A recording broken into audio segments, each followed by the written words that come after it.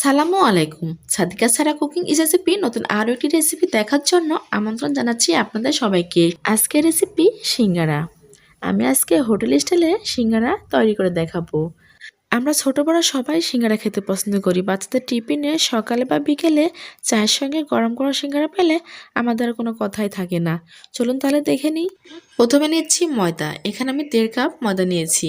তার সঙ্গে নিচ্ছি 4 চামচের হাফ চামচ লবণ, 4 চামচের 1 চামচের মতো কালো জিরা, দিচ্ছি 4 চামচের 1 চামচ বেকিং পাউডার, তার সঙ্গে দিচ্ছি রান্নার রেগুলার তেল 1 টেবিল চামচ। এবার সবগুলো উপকরণ হাত দিয়ে মাখিয়ে ভালোভাবে একটা ময়ান তৈরি করতে হবে।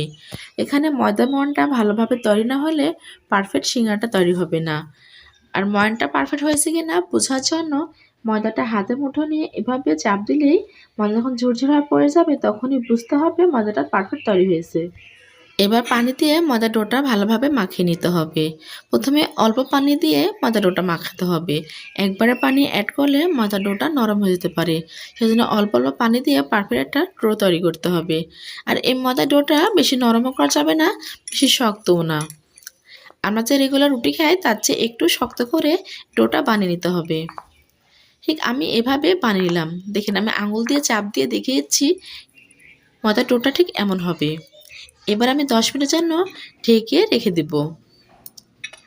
এবার চলে আসি সিঙ্গারা পুরটা তৈরি করার জন্য। সিঙ্গারা পুর তৈরি করার জন্য এখানে নিয়েছি আমি 3টা মাঝারি সাইজের আলু।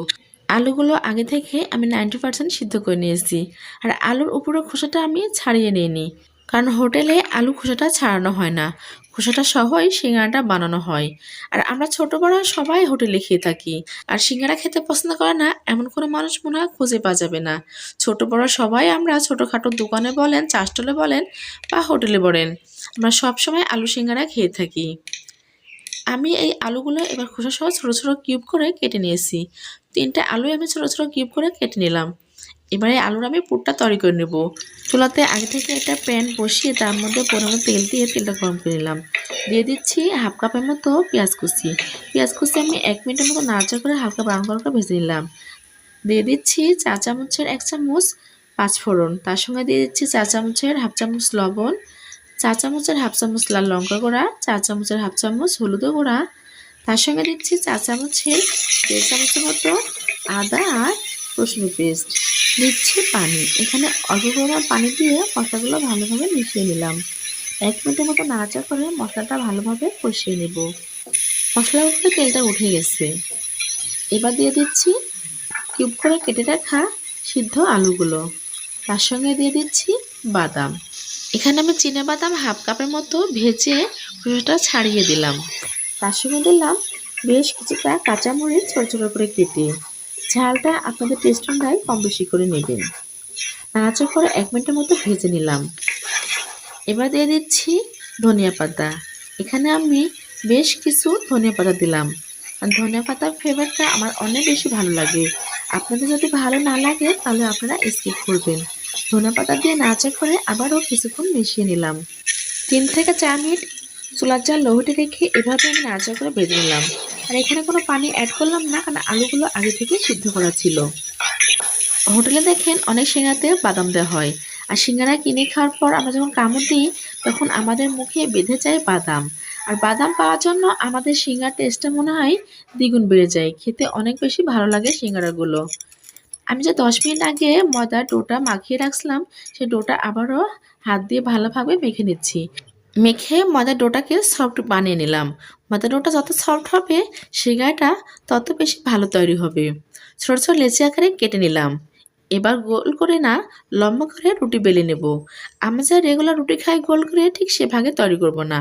লম্বা করে রুটিটা তৈরি করে নিচ্ছি আর মাঝখান দিয়ে ছুরির সাহায্যে কেটে নিচ্ছি। একটা রুটিতে আমার 2টা সিঙ্গারা তৈরি হবে। এখান থেকে একটা অংশ উঠিয়ে নিয়ে আমি এবার হাতের মধ্যে নিচ্ছি। নিয়ে আমি সিঙ্গারা শেপটা দিয়ে নিব। হাতে মাঝখানে নিয়ে 3 কোণ ভাঁজ করে বাদামের ঠোঙার মতো করে তৈরি করে নিলাম। এবার এর মধ্যে দিয়ে দিচ্ছি আলু আর বাদামের পুর। এবার পুরটা দিয়ে ভালোভাবে সিঙ্গারা শেপটা সুন্দর করে দিয়ে নেব। ছোটো চামচের সাহায্যে আমি পুরটা ভিতরে একটু চেপে চেপে দিচ্ছি, যেন আমার সিঙ্গারা একটু টোপা টোপা হয়, খেতে ভালো লাগে। আমি বাজার থেকে কিনে খাচ্ছি না, বাসায় তৈরি করছি, সেজন্য একটু পুরটা বেশি দিলাম। এই তো সিঙ্গারা শেপ আমি একটা দিয়ে নিলাম। একটা সিঙ্গারা আমি তৈরি করে ফেললাম। একইভাবে সবগুলো সিঙ্গারা আমি বানিয়ে নিলাম। এখানে আমি অনেকগুলো সিঙ্গারা বানিয়ে নিয়েছি। আমার সিঙ্গারা শেপটা হয়তোবা দোকানের মতো পারফেক্ট হয়নি, তবে আমার চেয়েও ভালো শেপ হয়তোবা আপনারা দিতে পারবেন।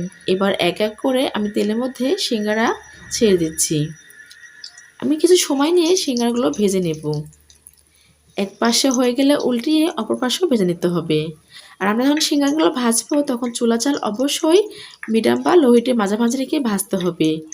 সিঙ্গারা ভাজার সময় আমাদের চুলা জাল অবশ্যই মিডিয়াম বা লো হিটে মাঝামাঝি রেখে ভাজতে হবে।